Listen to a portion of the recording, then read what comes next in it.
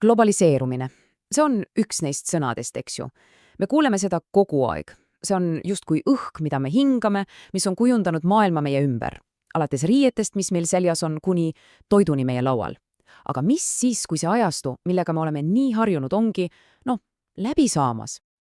Mõtle nüüd korraks selle peale. See telefon, see arvuti, mida sa praegu vaatad, see tundub ju lihtne asi. Aga tegelikult, enne kui see sinu kätte jõudis, on selle komponendid reisinud üle 100 riigi piiri. See on olnud tõeline globaalne odisseia. Ja just see ongi globaliseerumine tegevuses. See keeruline, peaaegu nähtamatu võrgustik, mis meid kõiki ühendab. Okei, et sellest kõigest sotti saada, lähme läbi 5 peatükist. Esmalt see suur ja ilus lubadus, mis meile globaliseerumisega andi. Siis küsime, kas see kõik oli üldse tõsi või hoopis müüt. Vaatame ka selle süsteemi palju tumedamat poolt. Uurime, miks see kõik praegu meie silma all laguleb ja lõpuks proovime piiluda tulevikku, mis meid ees ootab. Niisiis, lähme tagasi ajas.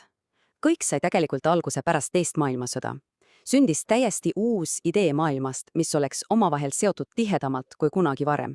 See oli see suur, optimistlik lubadus globaliseerumise kuldajastust. Ja just need 3 hetke muutsid absoluutselt kõike. Esiteks, Ameerika Ühendriigid tagasid oma mereväega maailmamerede turvalisuse. See oli ennekuulmatu. Siis, 79. ärkas magav hiiglane, Hiina avas oma majanduse ja lõpuks Berliini müüri langemine. See lammutas viimasedki suured tõkked, mis maailma poolitasid. See oli vundament, millele ehitati kogu meie tänapäevane maailm. Ja see oli ausalt öeldes täiesti radikaalne muutus. Enne seda oli rahvusvaheline kaubandus ohtlik, kallis ja pigem erand kui reegel. See uus Ameerika juhitud kord avas uksed täiesti uutmoodi majandusele.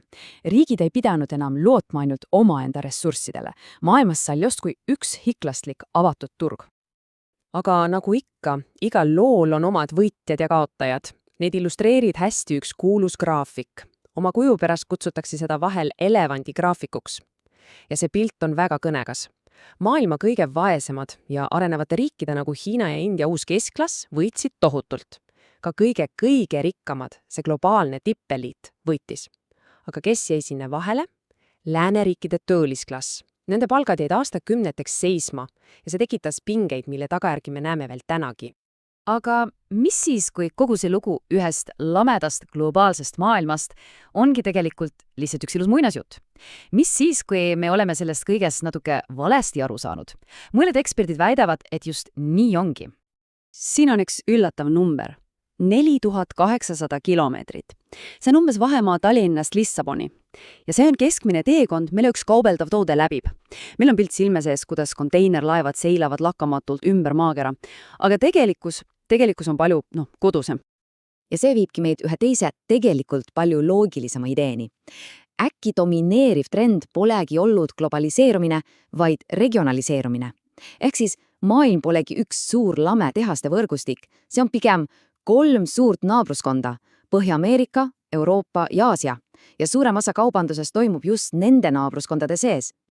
Ja siin on üks number, mis lööb selle eriti selgelt paika.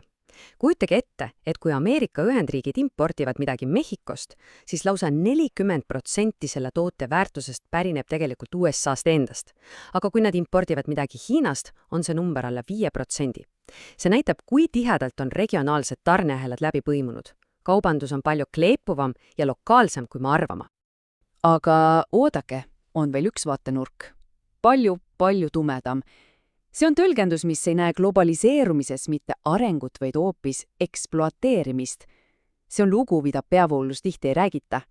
See on päris karmilt öeldudeks. Iga kord, kui kuuled sõna odav, peaksid tegelikult kuulma sõna vägivaldne. Aga see juhatabki meid mõtteni, et need odavad hinnad, mida me läänes naudime, on ehitatud kennegi teise kannatuste vundamendile. Odavus ei teki tühjast kohast. Sellel on hind. Selle teooria järgi pole globaliseerumine tegelikult mitte midagi uut. Üldsegi mitte.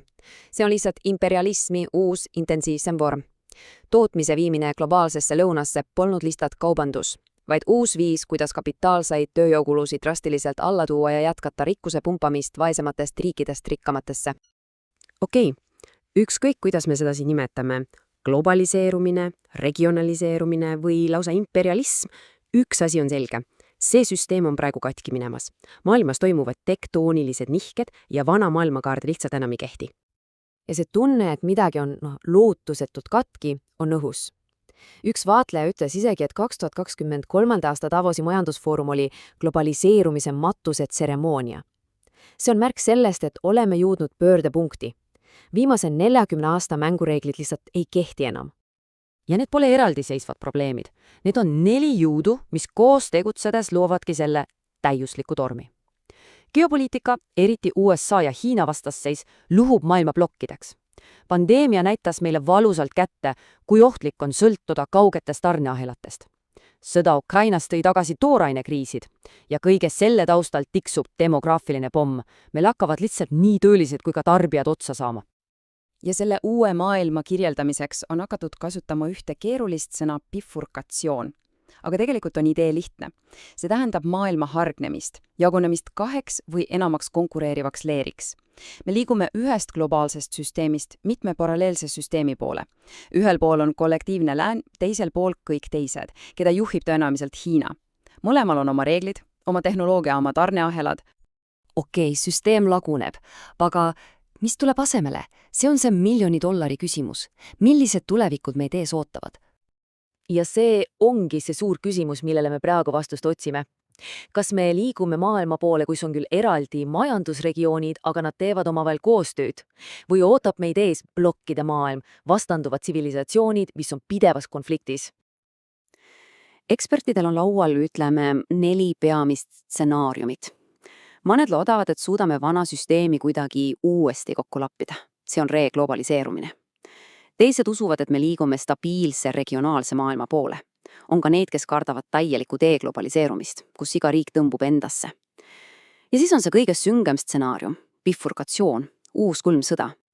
Ja lõpetuseks üks mõte, mis jääb loodetavasti teiega. See eelmine maailmakord, need viimased 40 aastat on kujundanud sinu elu igat aspekti, aga see on nüüd läbi. Ja see järgmine maailmakord, see määrab ära sinu ja võib-olla ka su laste tulevikku. Küsimus on, milline see välja näeb.